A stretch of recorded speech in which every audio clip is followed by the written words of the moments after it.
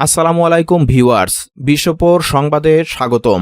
শুরু করছি সংবাদ শিরোনাম। ইরানে আরও ভয়াবহ ও আগ্রাসী হামলা চালানো হবে হুঙ্কার দিলেন ডোনাল্ড ট্রাম্প। ট্রাম্পের বক্তব্য শেষ হতেই ইরানের ব্যাপক ক্ষেপণাস্ত্র হামলা। ইরানের নতুন সর্বোচ্চ নেতাকে নিয়ে ঘনীভূত হচ্ছে রহস্য, মুখ খুলল রাশিয়া। ইরানের বিরুদ্ধে যুদ্ধে যোগ দিচ্ছে আরব আমিরাত। যুদ্ধবিরতির অনুরোধ নিয়ে ট্রাম্পের দাবি ভিত্তিহীন বলছে ইরান। আপনারা শুনছিলেন সংবাদ শিরোনাম, এবার বিস্তারিত। মার্কিন প্রেসিডেন্ট ডোনাল্ড ট্রাম্প বুধবার জাতির উদ্দেশ্যে দেওয়া এক ভাষণে দাবি করেছেন, ইরানের চলমান যুদ্ধের প্রধান কৌশলগত লক্ষ্যগুলো অর্জনের পথে রয়েছে যুক্তরাষ্ট্র এবং আগামী 2 থেকে 3 সপ্তাহের মধ্যে দেশটিতে আরও ভয়াবহ ও আগ্রাসী হামলা চালাবে।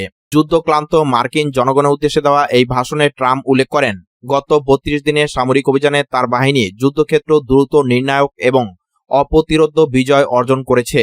তিনি আরও দাবি করেন যে ইরান এখন আর আমেরিকার নিরাপত্তার জন্য কোনো হুমকি নয়। ট্রাম্পের মতে আগামী কয়েক সপ্তাহের মধ্যে ইরানকে চরম আঘাত করা হবে এবং তাদের সক্ষমতাকে পাথর যুগে ফিরিয়ে দেওয়া হবে। গত 28 ফেব্রুয়ারি থেকে শুরু হওয়া এই যুদ্ধে পুরো মধ্যপ্রাচ্য জুড়ে হাজার হাজার মানুষের প্রাণহানি ঘটেছে এবং হরমুজ প্রণালী বন্ধ হওয়ার ফলে বৈশ্বিক তেলের বাজারে অস্থিরতা তৈরি হয়েছে। ট্রাম্প তার ভাষণে স্পষ্ট করেছেন যে আমেরিকার সামরিক লক্ষ্যগুলো খুব শিগগিরই পূর্ণ হতে যাচ্ছে।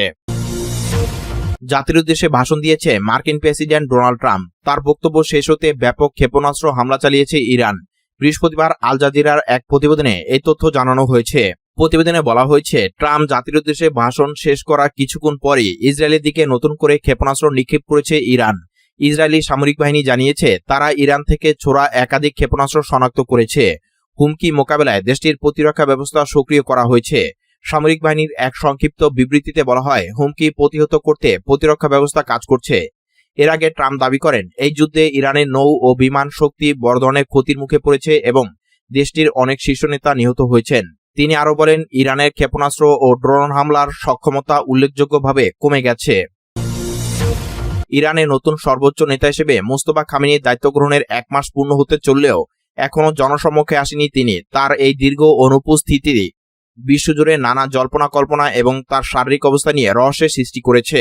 তবে সব জল্পনার অবসান ঘটিয়ে রাশিয়ান রাষ্ট্রদূত নিশ্চিত করেছেন মোস্তফা খামেনি ইরানে অবস্থান করছেন। ইরানে নিযুক্ত রাশিয়ার রাষ্ট্রদূত অ্যালেক্সি দেবত সংবাদ মাধ্যম আরটিভিআইকে দেওয়া এক সাক্ষাৎকারে বলেন, সর্বোচ্চ নেতা মোস্তফা খামেনি দেশেই আছেন, তবে কিছু সুনির্দিষ্ট কারণে তিনি জনসম্মুখে আসা এড়িয়ে চলছেন। মধ্যপ্রাচ্যে যুদ্ধ পরিস্থিতি এক নাটকীয় মোড় নিতে যাচ্ছে। কৌশলগতভাবে অত্যন্ত গুরুত্বপূর্ণ হরমুজ প্রণালীকে ইরানের দখলমুক্ত করতে এবার সরাসরি সামরিক শক্তি প্রয়োগের প্রস্তুতি নিচ্ছে সংযুক্ত আরব আমিরাত। এই পদক্ষেপ কার্যকর হলে আরব আমিরাত হবে ইরানের বিরুদ্ধে সরাসরি যুদ্ধে লিপ্ত হওয়া প্রথম পারস্য উপসাগরীয় দেশ।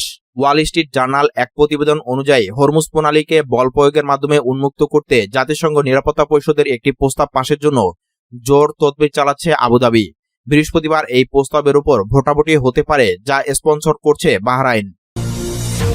যুক্তরাষ্ট্রের প্রেসিডেন্ট ডোনাল্ড ট্রাম্পের যুদ্ধবিরতির অনুরোধ সংক্রান্ত বক্তব্যকে মিথ্যা ও ভিত্তিহীন বলে দাবি করেছে ইরান। ইরানের পররাষ্ট্র মন্ত্রণালয়ের এক মুখপাত্রের বরাতে দেশটির রাষ্ট্রীয় টেলিভিশনের এক প্রতিবেদনে এই দাবি করা হয়েছে। পরে ইরানের সংবাদ সংস্থা আইআরইবি নিউজের এক প্রতিবেদনে বলা হয়, দেশটির পররাষ্ট্রমন্ত্রী আব্বাস আরাগাচি বলেছেন তার দেশ যুক্তরাষ্ট্রের কাছে যুদ্ধবিরতির কোনো প্রস্তাব দেয়নি।